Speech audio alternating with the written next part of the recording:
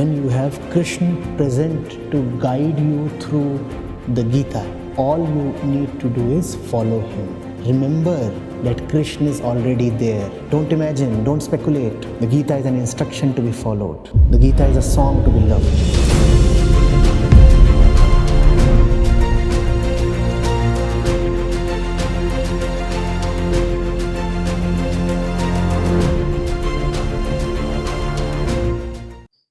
Acharya, thank you for giving us your time. Welcome. So I believe respect is a two-way street. And I feel sometimes even though I'm polite, some people are disrespectful. So how do I handle this? No, you see, if those people do not have the sense to respect something worthy of respect, then the behavior of such persons is not worthy of being given too much importance. No, I have someone in front of me who does not have the sense to know right and wrong. I have someone in front of me who does not know what to respect and what to, let's say, ignore. How much importance can I give to such a person? No importance. Now, if I give him no importance, how much importance can I give to the fact that he does not respect me? No importance. So, the emphasis must not be on whether or not that person respects me. The emphasis must be on whether I am respecting the respectable thing within me. He may respect me, disrespect me, all that is secondary. The first thing is, I am two. We talked of that, right? All human beings are actually two units within. There is something very respectable within us, and there is something entirely despicable within us. Am I respecting the respectable?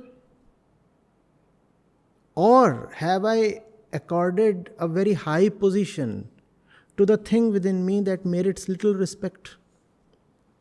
If I respect the respectable thing within me, then what is the need to really bother whether the world is respecting me? I know what is respectable, and I am honest enough to live my life in veneration of the real thing. That real thing is called the true self, the Atma.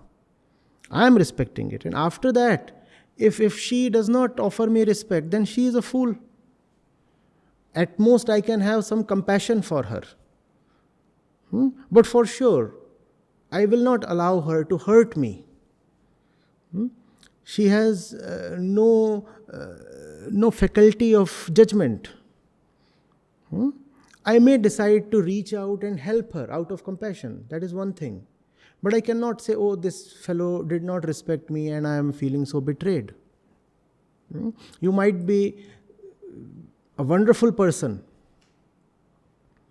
and you are walking and a monkey comes and takes away the stuff in your hand. Let's say something, you have an apple in your hand, and the monkey comes and snatches the apple and also slaps you on your shoulder. Will you feel hurt? The monkey has done what monkeys do. Right? So, fine. The monkey is helpless.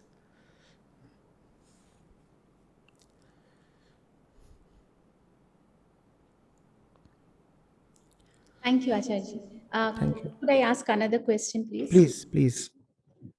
So is it okay to seek recognition in the work we do? I mean, whether it is cooking at home or handling an office task. And when we put all our heart and soul in it, but we don't even get say a small pat on the back or some kind of acknowledgement. I understand seeking validation all the time is not proper. It doesn't work. But how to cope up with this kind of See, the primary love has to be towards the work, not towards the recognition you get from the work. Now, if recognition is important to take the work forward, then in that case, one must go after recognition. If I'm working, then I'm working for the sake of the work, not for the sake of the things that follow from the work. And if you're working, obviously there are a few things that follow. One gets money, one gets knowledge, one gets experience, one gets recognition. So these things happen. And these things have to be kept as secondary.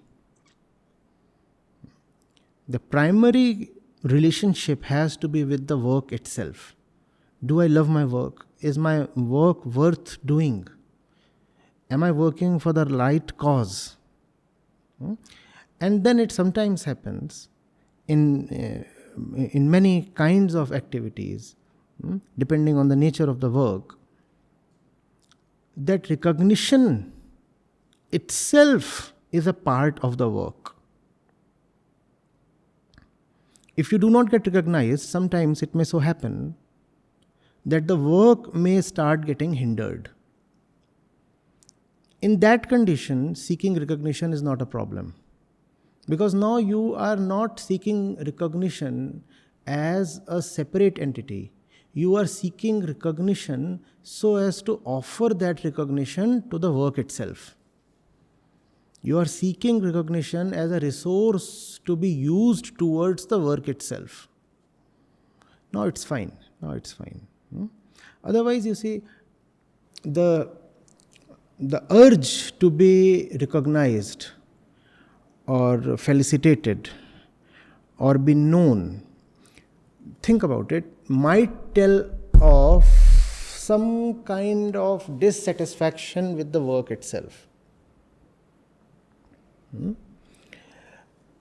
My point is, choose the work so rightly and be immersed in it so deeply that recognition and other things that you get from work stop mattering or matter as little as possible.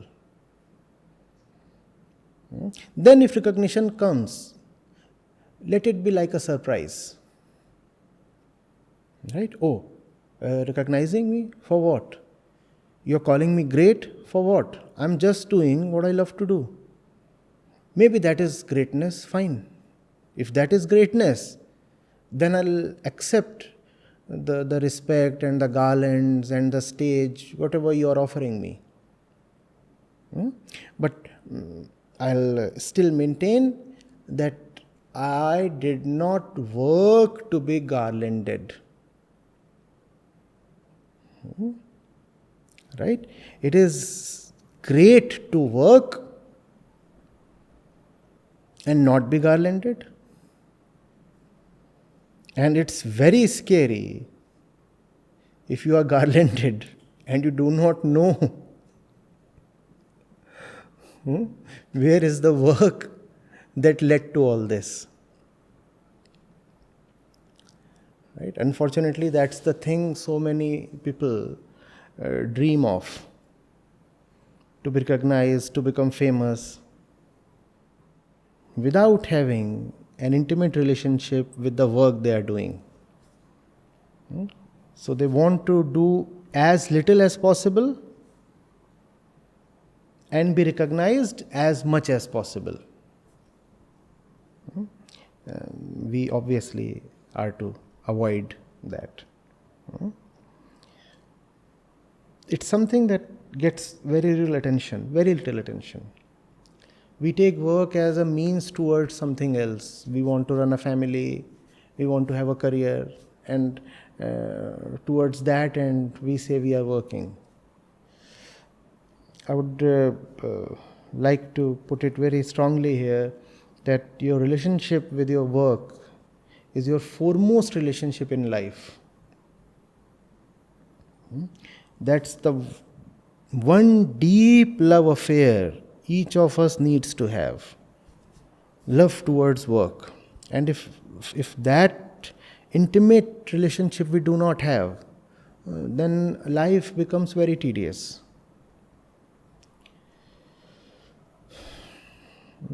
Unfortunately, our culture, our values, our education do not put enough emphasis on loving the work, on on letting work come as an expression of our love for heights, our love for purity. Because I want to be higher, because I want to be better, because I want to see the world getting better around me. Hence, I choose my work accordingly.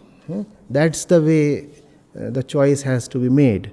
But that's not the way we see choices, career choices being made on campuses, being made in HR interviews.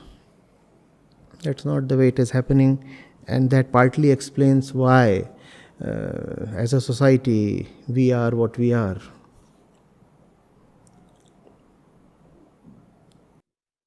Sometimes, Acharyaji, leave alone acknowledgement or recognition. In fact, sometimes people criticize also. That time, however passionate we'll be towards the work per se, it's a little demotivating. So,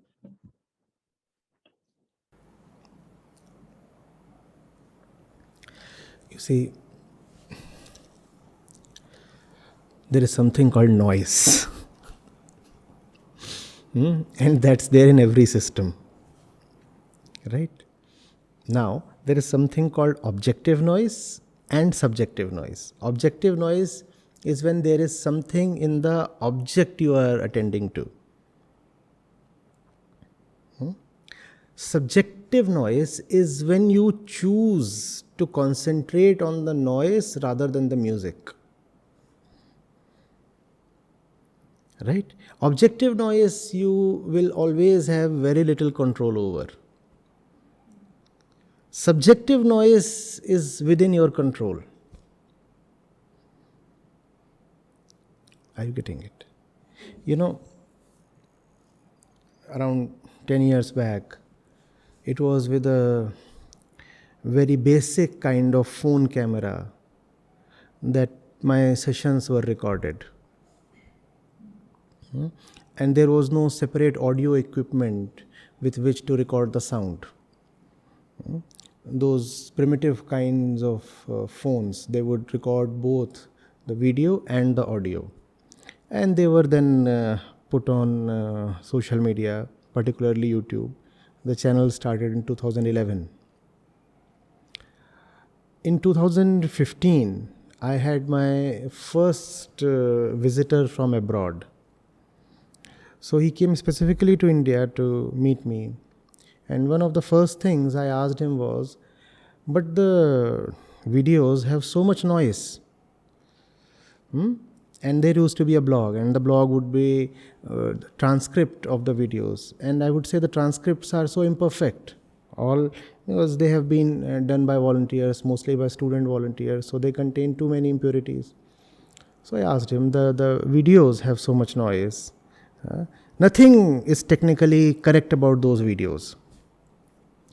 And the vlog, the literature that you see, that too is full of mistakes. You still could make sense of that and even like that. You know what he said? He said, I didn't even notice that. I didn't even notice that. I'm not here to notice the noise. I'm listening to your voice. And then we have people, now I suppose our setup is relatively advanced. Still sometimes some noise is there. And then people would come and comment, oh, there is so much noise, there is so much noise. I admit, yes, of course, there is noise. But why did you have to focus on the noise? That's my question to you. Why do you have to focus on the noise? There is another voice let that be meaningful to you. Let go of the noise. Let go of the noise. I'm not saying you can totally ignore it. It will be there. It's a nuisance. But the deeper is your love towards the real thing, the easier it will be for you to ignore the miscellaneous things. And if still you find that you cannot fully ignore, tolerate it. Never forget the human condition. We are not here to quickly enjoy stuff. We are born in suffering. Therefore, if a degree of noise still remains, willingly suffer. Suffer in understanding. Know that this much has to be tolerated. It is an imperative related to the human condition. No point complaining.